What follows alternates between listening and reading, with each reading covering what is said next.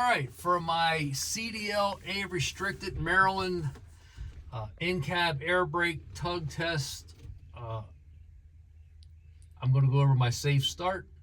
I have my wheels chocked, my truck's in neutral, my brakes are set. I'm going to go over all my safety stuff. I'm going to start with my seat belt. It latches properly. My seat belt itself is not frayed, ripped, or torn, not damaged. Beside my seat, I got a properly rated ABC fire extinguisher, fully charged, indicated by the gauge. I have 3 red reflective triangles, and I have spare fuses. All right, coming up to all my glass and mirrors, front and sides, all my mirrors are secured to the truck. No illegal stickers or decals. They're clean, not damaged. But the most important thing, all my mirrors are adjusted to my liking. All right, now I'm going to come start my truck up. As it's warming up, I'm going to make sure my ABS indicator light does go out. And on my primary air gauge, I want to see a charging or a fully charged system. Let my truck do its little diagnostics before I fire it up. Okay. All right, I noticed my ABS indicator light did go out on my primary air gauge. I got a fully charged system of 120 PSI. Now I'd like to move on to all my indicators and my lights. Left turn signal indicator working properly. Right turn signal indicator is working properly. Four-way flasher indicators are working properly. High beam indicator is working properly. My parking brake on the dash indicator light is working properly. All right, coming to my in-cab light is working properly. Now from the left to right, all my controls and gauges. Starting with my horn works properly. My wipers work on all 3 speeds, low, medium, and high. I'm going to leave them on high. My wiper fluid works properly. I can tell I got the proper spring tension. And when I shut them off, my wiper blades are not frayed, ripped, or torn, not damaged. Now I'm going to come up here to the dash. My oil pressure gauge is about 50 PSI idle, working properly. My RPMs is 700 RPMs at idle, working properly. My speedometer is at 0 because we're not moving. My voltmeter is a little over 14, showing the charging system. My fuel gauge matches my fuel tank. My air pressure gauge fully charged at 120 PSI. Coming to the blower heater fan, it's on hot. I'm going to put it on the frost. I'm going to put my hand up here. It works on all 3 speeds, low, medium, and high. It works on the frost hot, the frost cold. Coming down to the floor, it works on the floor cold. Come over here, it works on the floor hot. Blower heater fan, all working properly. All right, now my truck is running, my feet are back. I'm going to move on to my air brake test. It's going to be a 3-part test. It's going to be a 1-minute pressurized leak test, low pressure indicator test, and an emergency spring brake test. And I'm going to let you know that I'm starting this test with a fully charged system of 120 PSI. And I have 3 things to do to set this test up. 1, I'm going to kill the engine. 2, I'm going to turn the key to power.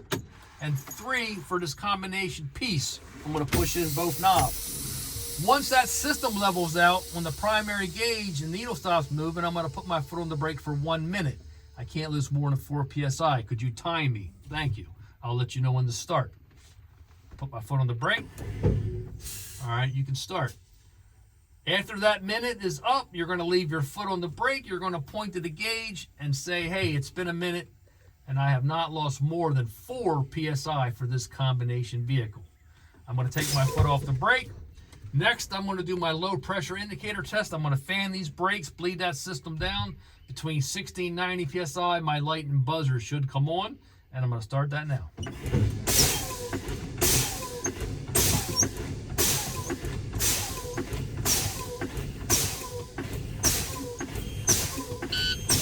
All right, I'm between 60 and 90 PSI. My light and buzzer has come on. It's working properly. Next is going to be my spring brake test. I'm going to continue to fan these brakes, bleed the system down between 20 and 40 PSI. My spring brake should apply on my truck and trailer, and both knobs should pop out. Now what I'm going to do is concentrate on those knobs because they might not pop out at the same time.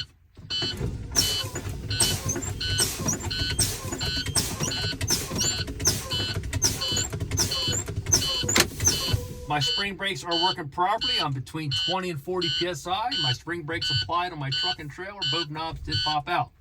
Now I'm going to start my truck back up, build my system back up to a fully charged system of 120 PSI. Two things are going to happen. First, back up between 60 and 90, my light and buzzer should shut off. Then when I get to 120 fully charged, my governor will kick off. I'm going to go ahead and start it up. I'm going to give it about 1,000 RPMs to help speed it up a little bit. Like I said, when I get up between 60 and 90, light and buzzer should shut off.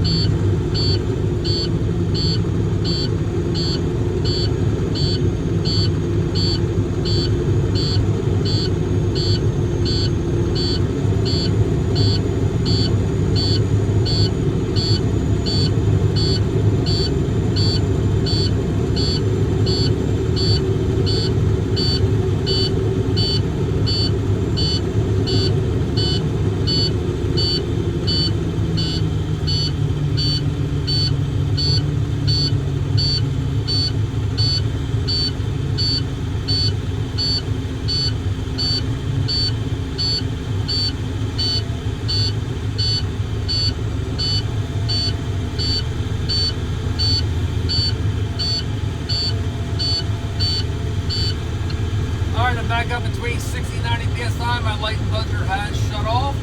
Next at 120, my governor should kick off, indicating a fully charged system.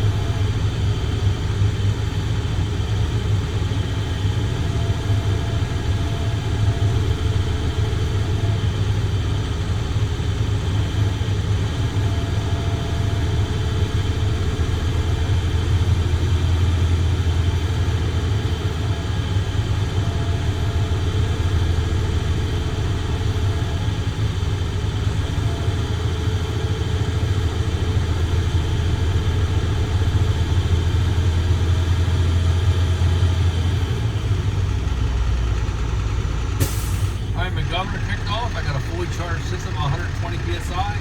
It's working properly.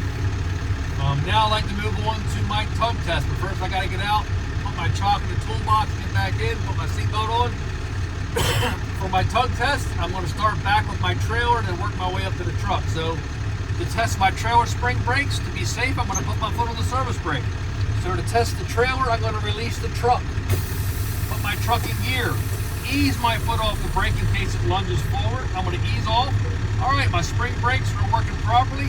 I'm in gear, my foot's off the brake, and we're not moving. Put the foot back on the brake, put it in neutral, reset the truck. Now to test my truck spring brakes, again, I'm going to put my foot on the service brake. So to test the truck, I'm going to release the trailer. Put my truck in gear. Ease my foot off the brake, and we should not move. All right, I'm in gear, we're not moving. Spring brakes are working properly. I'm going to reset my trailer. Now to test my service brake, I'm not going to do it, but I'm going to explain how. I'm going to drive forward 5 miles an hour, hit my service brake. If the truck pulls to the left and to the right, it could indicate a suspension or a brake problem, and I'm going to get that fixed as soon as possible. That includes the in-cab air brake, tug test, service brake test.